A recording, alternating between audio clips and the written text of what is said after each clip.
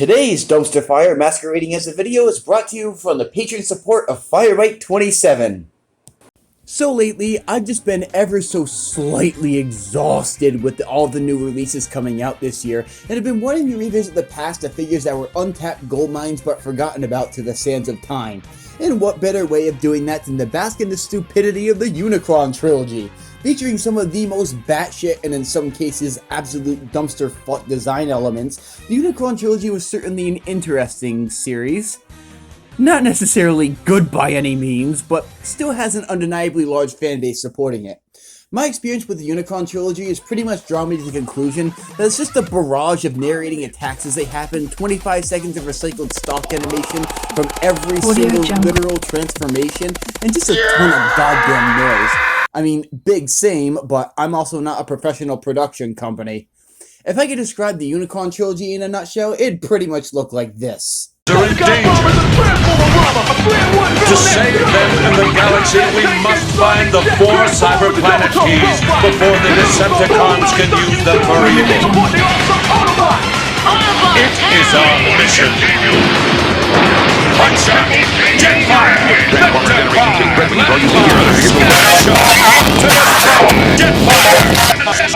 Landmine! Scatter! Optimus Prime! But then, a channel by the name of Cardboard Bots introduced me to Transformers Cybertron Armorhide. Being my first delve into the Unicron trilogy, with the only other knowledge of the toy line being this piece of shit, my expectations were low to say the least. I was wrong! I was so fucking wrong! Yes, sir, Cybertron Armorhide is a tough guy cyber meatball of our dreams, transforming into some kind of Volvo Globetrotter, a truck that's basically a way of moving around trailers and delivery warehouses, and literally nothing else. I remember these things used to piss me off because they drive out into traffic and block off the exit to the highway where I used to live, and it would take these little shits like 25 minutes to get back into the lot because they were so clumsy and useless to drive. But a truck mode like this is exactly my type of jam. He's an Autobot nobody with a basically useless civilian alt mode that would never actually be out on the roads doing anything, and that's exactly why I love him. The toy rendition of this truck mode is also excellent. I mean, for shit's sake, it's literal perfection. No gaps, no flaws, painted wheels that roll like a dream in a god-tier paint scheme, along with a giant translucent piece of garbage known as a Cyber Planet Key. Trademark 2001.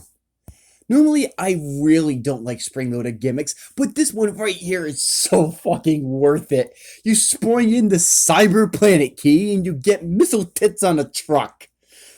Bitch, who needs a grill? You can have giant freaking missiles hanging out your civilian vehicle. I don't give a shit. This isn't robots in disguise. You're not fooling anybody. Could have fooled me if I didn't look at the thing up close, because there's no recognizable way of even knowing this thing transforms in its truck mode. It's so fundamentally perfect with absolutely no seam lines or gaps, and it's just amazing how ahead of the time this figure really is. Even by today's standards, he makes other Legends class figures look like sad sacks of unoriginal shit. He knocks the pants off of anyone. He makes Earthrise Prime look like frickin' Authentics Prime.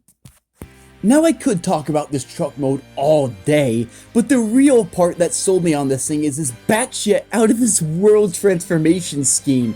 This thing is the literal rule breaker of every truck former that's ever existed. The front of the truck becomes his legs, and the back of the truck make up his arms. It's like a 3-step transformation, but by Christ is it ever a good one. And the robot mode you come out with is absolute sex. Look at this Mad Max fanboy and chum chum ass head sculpt that kinda makes it look like he's wearing a gimp suit. Meat Canyon reference, anyone? God, I love him. He's such a chunker, just for the pinchy cheeks. The toe arm also turns into a giant freaking laser launching piece of stupid with a giant enemy scrotum hook at the end of his tow truck mode. Oh yeah, did I mention you could shove in his Cyber Planet Key in his butt and spraying out the missile ticks to make it look like a Super Saiyan in his robot mode? God damn, this thing could not get any better. Okay, what do you want from me? I'm a simp for Autobot nobodies as it is. His plastic qualities to die for, the joints rock. I can't think of anything wrong with him except for no outward shoulders for some reason. Bitch, who cares? giant, stupid red, white, and blue Autobot nobody with no character to bio despite having more personality than any iteration of Windblade. Bite me. The articulation is also next level on this thing for a Legends class figure. Yes, it's missing one or two components of what the core class figures are capable of achieving, but double jointed knees with the freaking back arch and all these other joints, it's just ridiculous, okay? Listen, I'm pretty sure it's safe to say that Cybertron Armorhide is the absolute best Legends scale figure that's ever existed. He's just such an absolute chunktastic piece of stupid that I love to death.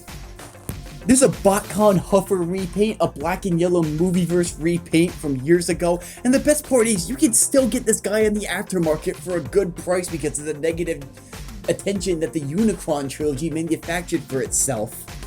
So if you're in the market for a dumbass little meatball-shaped little doofus, you're gonna want to pick up a copy of this absolute lad.